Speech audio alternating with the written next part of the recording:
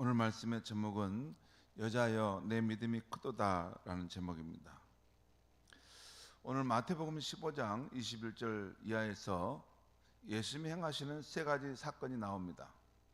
먼저 이스라엘 북쪽 지역 두로와 시돈 지방에서 가나안 여인을 만나 그의 간구를 들어주신 사건이고, 그 후에 갈릴리 호숫가 옆에 이 산에 오르사 많은 병자들을 치료하신 사건입니다. 그리고 떡 7개와 작은 생선 2마리로 많은 무리들이 줄이고 배가 고픈 것을 보면서 그것을 기적으로 행하사 4,000명의 장정을 배불리 먹이시는 사건이 나오고 있습니다. 오늘 아침에는 예수님께서 가나안 여인의 간구를 들어주시는 이 사건에 초점을 맞춰서 말씀드리겠습니다. 먼저 예수님께서는 갈릴리 호수 근방에서 더 북쪽으로 올라가 이방인이 사는 지역인 두로와 시돈으로 들어가시는 것이 나옵니다. 제가 성지순례를 가봤을 때 보니까 이스라엘 땅의 남쪽 지역은 주로 순수 유대인의 혈통에 속하는 지역입니다. 근데 저 북쪽으로 올라가면 올라갈수록 이게 순수한 유대인의 혈통보다는 혼혈족이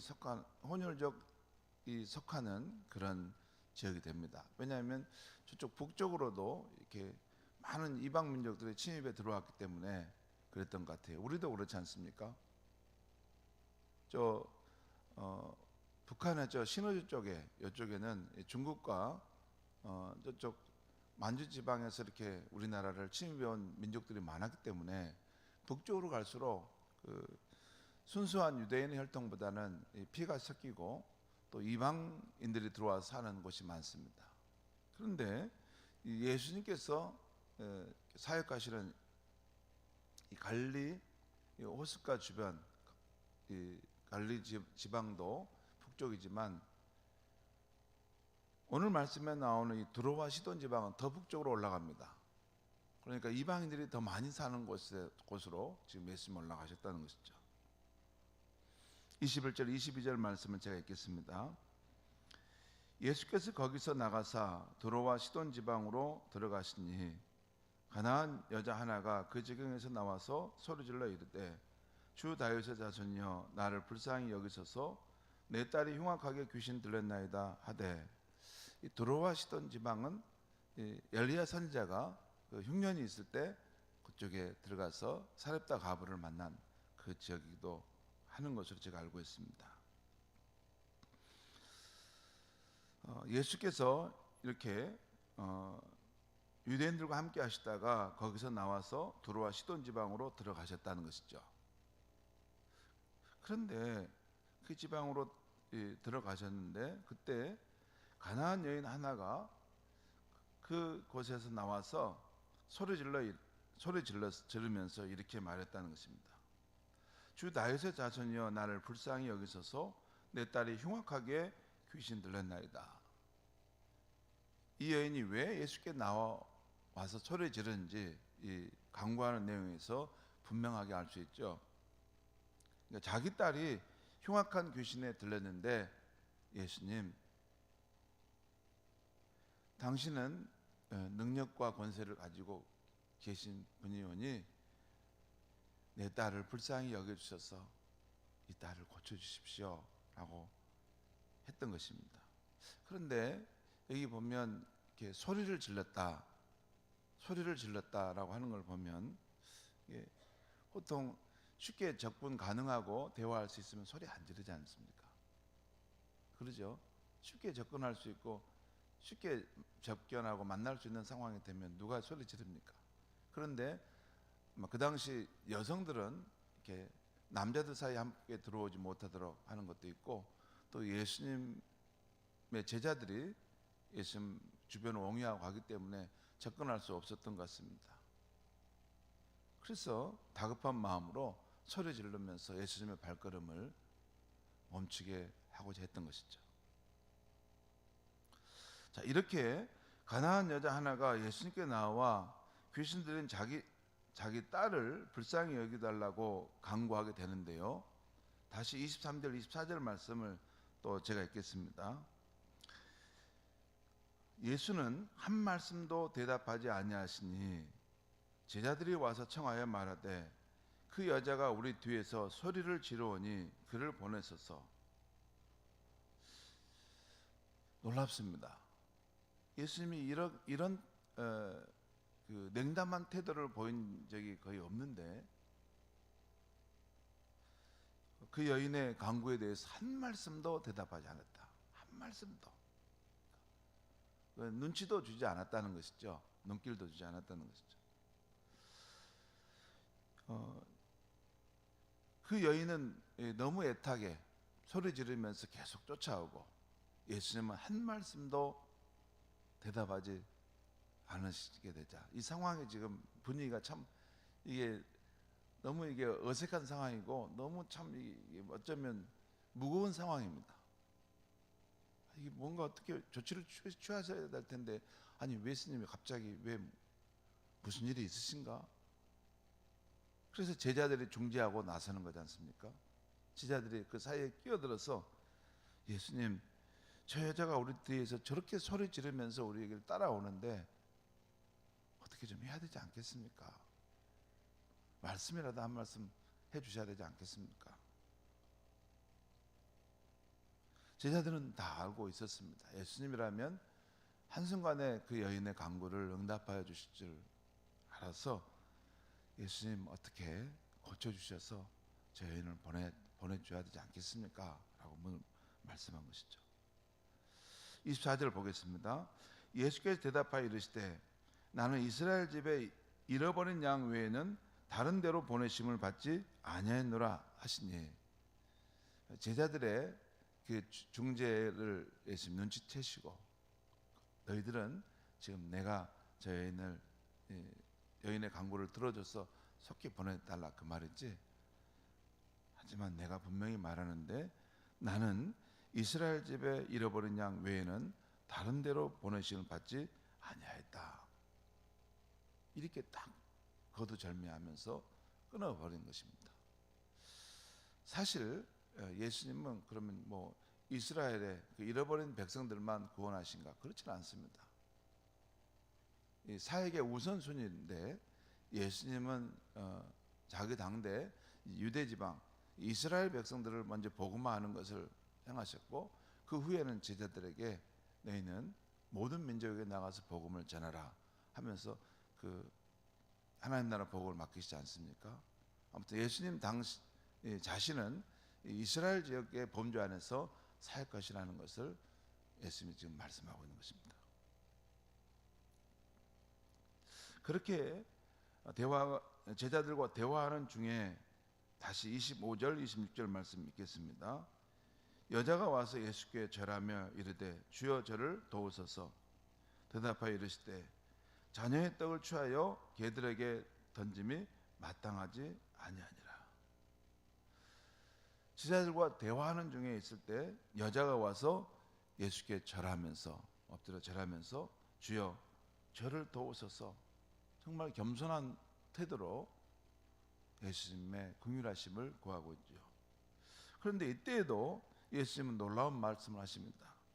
자녀의 떡을 취하여 개들에게 던짐이 마땅하지 아니하다. 성도 여러분, 오늘 본문의 예수님은 평소와 달리 이 이방 여인에 대해 의도적으로 무시하는 것을 보게 됩니다. 그렇게 가나안 여인이 소리 지르며 애타게 따라오는데 한 말씀도 대답하지 않으시고 또 이스라엘 집에 잃어버린 양에게만 나는 보냄받았다 하고 거절하시고 그리고 그 당시 유대인들이 경멸의 의미로 이방인들을 부를 때 하는 이 개라는 말로 그녀를 지금 지칭하고 있다는 것입니다. 내가 이 이스라엘 백성에 줄 이 떡을 개들에게 내가 주는 것이 마땅치 않다. 이렇게 말씀하신 때 참 그 모멸감, 그 수치감이 얼마나 컸을까. 보통 이렇게까지 냉대를 당하고 무시를 당하면 사람들은 그냥 가버립니다. 자기가 그 가진 자존심이 상했다고 그냥 가버립니다. 우리 자존심이 중요하지 않습니까? 그까짓 건 뭐라고. 사람이 그냥 가라고 하면 될 텐데 우리 보고 개라고 그렇게 하면서 뿌리치고 내가 다시는 예수를 찾지 않는다 하고 떠날 수도 있을 텐데, 놀랍게 이 여인은 오히려 예수님의 품에 더 가까이 파고듭니다. 27절 말씀 제가 읽겠습니다.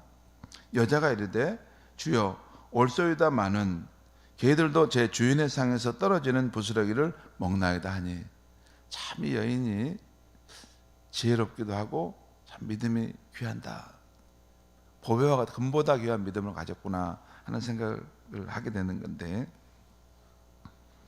여기 보면 주여 올소이다 마는 주님의 말씀도 그대로 존중해 하면서, 그렇죠, 올소이다 마는 주님의 말씀도 인정한다는 거예요. 왜냐하면 그 자비를 베푸실 주체가 주님이시기 때문에 주님이 그렇게 생각하시다면 그걸 인정해야 되지 않겠습니까? 주여 올소이다 마는, 그러면서 동시에 자신의 형편을 간구하면서 다시 한번 긍휼을 구하는 내용이 나와요. 개들도 제 주인의 상에서 떨어지는 부스러기를 먹나이다. 주님, 내가 개라 하더라도 개 또한 그 주인의 자녀의 상에서 떨어지는 부스러기를, 그 작은 파편과 같은 은총을 입는 거 아닙니까? 그리 생각하셔서 제게 은혜를 베풀어 주소서. 이 정도 되면 예수님도 다른 나라 갈 곳이 없습니다. 제가 기도할 때, 우리도 기도할 때 이렇게 예수님께 기도하면 예수님이 응답하시지 않겠나. 예수님의 그 권위도 인정해 드리면서 또한 피조물은 우리 인간, 예수님의 친구인 우리가 처한 이 절박한 상황에 대한 것을 호소하면서, 진정한 친구라면 예수님이 정말 우리를 도와주셔야 되지 않겠습니까? 라고 기도한다면 예수님의 마음도 움직이지 않으실까 하는 생각을 해봅니다. 결국 오늘 28절에서 예수님은 그녀의 큰 믿음을 이렇게 칭찬하십니다. 28절 말씀 제가 읽겠습니다. 이에 예수께서 대답하여 이르시되 여자여 내 믿음이 크도다, 내 소원대로 되리라 하시니 그때로부터 그의 딸이 나으니라.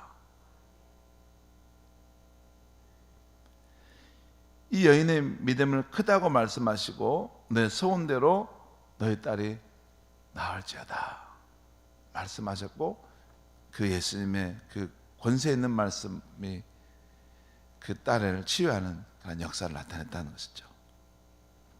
최근에 일본 작가인 이치로라는 사람이 심리학자 아들러, 프로이드, 융, 그 다음에 세 번째 그 심리학의 흐름을 잡는 그 아들러라는 사람이 있어요. 이 아들러, 이 사람의 주장을 이렇게 근거로 해서 미움받을 용기라는 책을 썼습니다.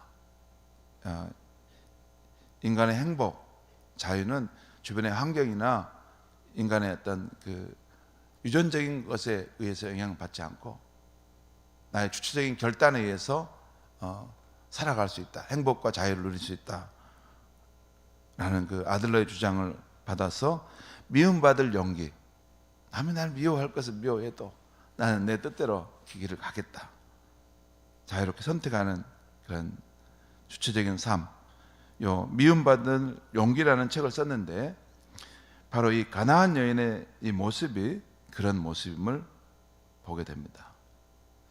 오늘 예수님께서 장벽 앞에서도 물러서지 않는 이 가나안 여인의 태도를 보시고 내 믿음이 크다 하셨는데, 이를 보면서 저는 큰 믿음이란, 우리 보통 저분 큰 믿음 가졌다, 믿음이 크다 라고 하는 말의 그 의미가 어떤 믿음인가를 한번 생각해 봤어요. 보통 우리는 믿음이 큰 사람 하면 거대한 골리앗을 앞에 당당히 마주선 이 다윗이나 용맹과 큰 힘을 떨쳐서 블레셋 군사들을 물리치는 삼성과 같은 사람이 큰 믿음의 사람이다, 이렇게 생각하지 않습니까? 그런데 오늘 예수님이 인정하시는 큰 믿음을 보면 수치와 무시, 자존심이 상하는 자리에서도 끝까지 예수님을 따르고 예수님을 의지하려는 태도, 이게 큰 믿음이라는 거예요. 이게 예수님이 지칭하는 거 아닙니까? 지금 이 여자야, 너가 큰 믿음을 가졌다라고 하는 것은 부끄러운 상황, 그런 냉대의 그런 상황, 인정하지 않은 것 같이 보여지는 그 상황 속에서도 끝까지 나는 예수님이 나의 구원, 나의 소망, 나의 인생의 문제를 해결해 줄 수 있는 분이라고 믿고 그분을 붙들고 의지하려고 하는 그 모습, 그게 큰 믿음이라는 거예요. 그렇다면 저와 여러분도 주님 앞에 이런 큰 믿음을 가질 수 있다는 것입니다. 오늘 이 여인의 이 상황을 보면요, 가만히 생각해 보면 눈물 겪기도 하고 또 우리와 처지가 비슷하다는 걸 느껴요. 여러분, 이 가나안 여인이 자기 딸을 인간적인 방법으로 치유할 수 있었으면 예수님께 나왔겠습니까? 안 나왔겠죠. 의사들의 손을 통해서 고칠 수 있고 자기 나름대로 방법으로 그걸 해결할 수 있었으면 안 나왔을 것입니다. 그런데 인간의 힘으로, 인간의 방법으로 할 수 없어서, 이건 내 능력을 넘어서는 것인데 예수님이라면 내 인생의 문제를 풀어줄 수 있겠다 해서 예수께 나왔다는 것입니다. 여러분, 여기 있는 저도 이렇게 제가 사람으로서 제가 할 수 있는 역량의 일이 있습니다. 저런 일들은 내가 해낼 수 있겠다. 그런데 살다 보면, 목회를 하다 보면 이런 일들은 내 능력 범위를 넘어서는 걸 느낍니다. 하지만 그 일도 이것이 이루어져야만이 내가 살아갈 수 있는데, 우리 교회 환경이 잘 될 수 있는데, 그런 간절한 마음, 절박한 마음이 들 때가 있어요. 내 힘과 범위를 넘어서는 그걸 어떻게 합니까? 그렇지만 예수님은 권세 있는 분이기 때문에 그것을 그분께 맡기는 것입니다. 맡기는 거예요. 그러니까 뭐라고 답은 없는데 예수님에게 하면 무슨 답이 있지 않겠습니까? 우리 자녀의 문제, 또 내가 하고 있는 그 어려운 이런 일의 문제, 또 목양의 문제, 사람의 힘으로 안 되는 게 너무 많지 않습니까? 물론 내가 할 수 있는 것도 있습니다. 이 여인이 지금 그런 상황이에요. 자기 힘으로는 그 딸을 사랑하는 그 어미의 마음으로 다 해주고 싶은데 내 힘으로도 안 되는 것이 있어서 예수님께 와서 엎드려 우는 것입니다. 그리고 어떤 장벽이 있어도 예수님이 한 말씀도 안 하시더라도 나는 돌아갈 수 없다는 것입니다. 이건 예수님이 도와주지 않으면 내가 살 수 없기 때문에 예수님이 나를 만나지 않으면 나는 이 자리에서 죽겠습니다 하는 마음으로 예수를 붙든 것입니다. 그 냉대와 무시 속에서도 예수 속으로 오히려 더 파고 들어간 것입니다. 이것이 진정한 믿음입니다. 여러분, 예수를 향해 달려가는 것, 끝까지 파고드는 것, 염치도 없고 못나고 찌질이 같은 것이지만 그렇지 않습니다. 그 사람이 진짜 믿음입니다. 왜? 다시 말씀드리지만 이 어린아이가 엄마의 품을 떠나서는 어떻게 살 수 있습니까? 피조물인 우리 인간이 창조자 하나님, 그 하나님의 은혜와 구원하심을 받지 않고서는 어떻게 살 수 있습니까? 그렇기 때문에 무슨 일이 있더라도 예수님, 나를 배척하지 마시고 나를 품어주시고 나를 가까이 두시고 나를 구원해 주시고 내 자녀의 문제, 우리가 안고 있는 이 문제 내 힘으로 할 수 없으니 주님께 맡깁니다, 도와주십시오 라고 구하는 것입니다. 오늘 마지막 재밌는 것은 이 가나안 여인의 애타는 간구를 들으시고 예수님께서 그녀의 뜻을 수용해 주셨다는 것입니다. 곧 주님의 뜻은 고정된 운명이 아니라 우리와 주님과의 관계에서 변화될 수 있는 인격적인 것이라는 것입니다. 살아있는 예수님, 우리의 사정과 그 눈물과 아픔을 아시는 예수님, 우리가 그렇게 애타게 간구하면 예수님도 그 뜻을 이렇게 바꾸실 수 있는 분이 우리가 믿는 인격적인 예수님이십니다. 오늘도 그 예수님께 나아가서 간절하게 우리의 소원과 우리의 마음을 아뢰는 이 시간 되기를 바랍니다. 기도하겠습니다. 하나님 아버지, 이 아침에 우리가 예수님의 말씀을 듣고 또 예수님과 가나안 여인의 그 상황에 대한 말씀을 통해서 다시 한번 우리의 마음에 믿음을 일으켜 주시니 감사합니다. 큰 믿음이란 무엇인가? 사람들 앞에 그렇게 뽐내고 용기 있는 모습으로 나아가는 것이 아니라 아무리 그 상황이 캄캄하고 어두울지라도 예수님께서 인정하지 않은 것처럼 여겨질 때에도 예수님 아니시면 내 인생의 문제, 내 삶의 축복이 올 수 없습니다. 예수님, 나를 받아주시고 내 눈물의 기도를 들어주셔서 끝까지 예수님을 따르고 의지하는 그 마음, 그것이 바로 큰 믿음임을 일깨워 주시니 감사합니다. 오늘 이 아침에도 우리가 엎드려 기도할 때 우리의 인생의 문제들, 우리의 힘으로 할 수 없는, 그렇지만 우리의 삶에 너무나 귀한 문제들, 그 문제를 간구할 때 주님 들으시고 꼭 좋은 길로 응답하여 주시옵소서. 예수님의 이름으로 기도하옵나이다. 아멘.